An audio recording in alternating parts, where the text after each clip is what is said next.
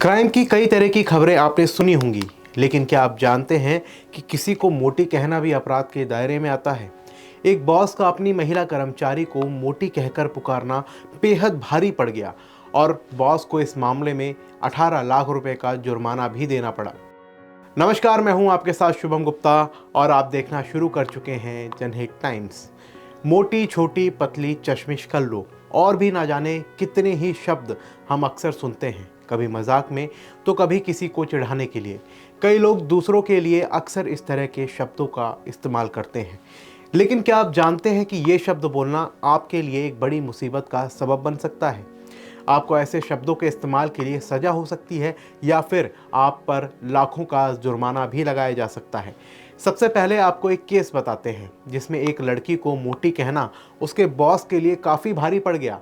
Office में काम कर रही अपनी एक महिला कर्मचारी को बॉस अक्सर मोटी कहकर बुलाता था। ये बात उस लड़की को इतनी बुरी लगी कि वो इसके खिलाफ कोर्ट में पहुंच गई। अदालत में जब इस लड़की ने अपनी बात रखी तो इस मामले को गंभीरता से लेते हुए कोर्ट ने बॉस पर 18 लाख रुपए का जुर्माना लगा दिया।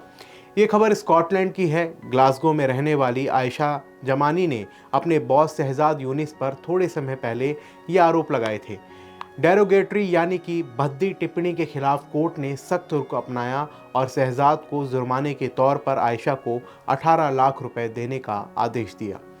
खबर सामने आई है कि अब तक शहजाद ने आयशा को जुर्माने की रकम नहीं दी है, जिसके बाद एक बार फिर आयशा ने कोर्ट का सहारा लिया है। बहरहाल ये मामला तो विदेश का था और कई दिनों से वायरल हो रहा था, लेकिन हमारा मकसद यहाँ आपको ये बताना है कि इस तरह की भद्दी टिप्पणियाँ भारत में भी कानून के दायरे में आती हैं। ना सिर्फ बॉस, बल्कि अगर कोई दोस्त, रिश्तेदार या कोई भी किसी को बॉडी शेमिंग का शिकार बनाता है तो उस शख्स के पास कानून की मदद लेने का पूरा अधिकार है। बॉडी शेमिंग में हर चीज़ शामिल होती है, जैसे कि किसी का रंग रूप, उसका बॉडी लुक, उसके कपड़े पहनने का स्टाइल को लेकर टिप्पणी करना।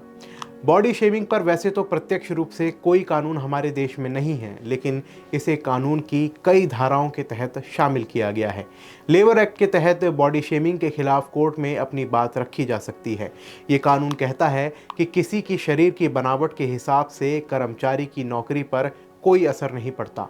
आर्टिकल 14 यानी समानता का अधिकार, इसके तहत भी बॉडी शेमिंग के खिलाफ कोर्ट में जाने का अधिकार है।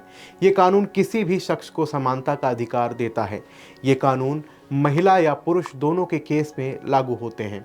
The sexual harassment of women at work place 2013 के तहत भी महिलाओं को बॉडी शेमिंग के खिलाफ कोर्ट जाने का अधिकार है।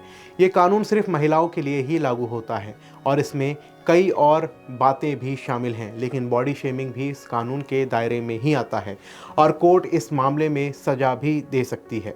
कानून इस मामले में क्या कहता है ये तो हमने आपको बताया, लेकिन इसका एक ऐसा पहलू भी है जिसे समझना आपके लिए बेहद ज़रूरी है। कई बार हम मजाक मजाक में ही इस तरह की टिप्पणियां अपने दोस्तों या फिर सहकर्मियों के साथ कर बैठते हैं। बेशक हमारी उस टिप्पणी के खिलाफ वो कोर्ट में ना भी जाएं, लेकिन ऐसी स्थिति उनके लिए शर्मनाक ज़रूर बन जाती है।